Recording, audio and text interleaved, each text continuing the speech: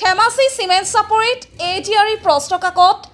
Viral ঘটনাত জড়িত লোকসকলক জেলৰ পৰা শীঘ্ৰে মোকলাই দিবলৈ দাবী কেইবাটাও বড়ো জাতীয় সংগঠনৰ দাবীৰ প্ৰতিবাদত চিমেণ্ট চাপৰিত কেইবাটাও বড়ো মিডিয়ামৰ বিদ্যালয়ত পাঠদান বন্ধ।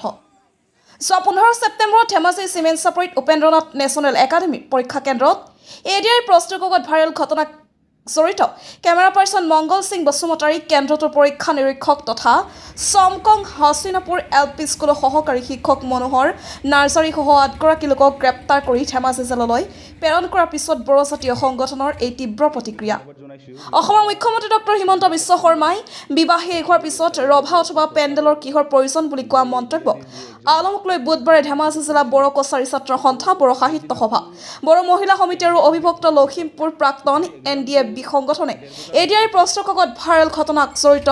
লোকসকলক শীঘ্ৰে জেলৰ পৰা মোকলাই দিবলৈ অসম চৰকাৰ তথা জিলা প্ৰশাসনক আহ্বান জনাইছে। যিহেতু পৰীক্ষা শেষ হোৱাৰ পিছত 2:17 পিছত ভাইৰেল হৈছে পৰীক্ষাৰ প্ৰশ্ন কাকত। ইফালে এই প্ৰতিবাদৰ দাবীত চিমেণ্ট চাপৰিত কেইবাখনো বড়ো মিডিয়ামৰ বিদ্যালয়ত কণ ছাত্ৰ ছাত্ৰী পাঠদান বন্ধ হৈ পৰিছে। যোৱা 16 ছেপ্টেম্বৰ তাৰিখে যি অসম চৰকাৰে যি ADR যি এক্সাম বা পৰীক্ষা অনুষ্ঠিত কৰিছিলে, তো সেইদিনাখন এক্সাম শেষ হোৱাৰ পিছত যিটো এক্সামটো 1:30 বজাত শেষ হৈছে, তাৰপিছত যিটো এক্সাম পেপাৰ যিটো লিক হৈছে বুলি কৈছে, এইটো ভাইৰেল হৈছে বুলি কৈছে, তো সেইটো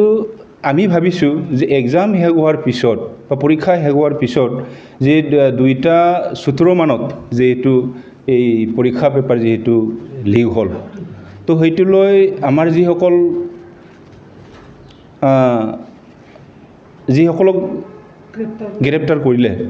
তো আমি ধেমাজি জিলা united Bodo people organisation undivided Lakhimpur district XBLT welfare federation আৰু আমাৰ Dhemaji district all Bodo women welfare federation আৰু ইউনাইটেড ফৰাম NDFB,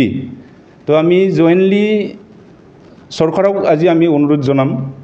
তো যিসকল আজি গ্ৰেপ্তাৰ হৈ থাকিলে কাৰেক্ট কৰিলে, তো সেইসকল ব্যক্তিক যাতে চৰকাৰে অনতিপলমে মুকলি আকাশত পঠিয়াই দিব লাগে। আমি ভাবিছোঁ CM ছাৰে যিখিনি কথা ক'লে, তো এক্সাম শেষ হোৱাৰ পিছত যে এই প্ৰশ্ন কাকতৰ যিটো অৰ্থ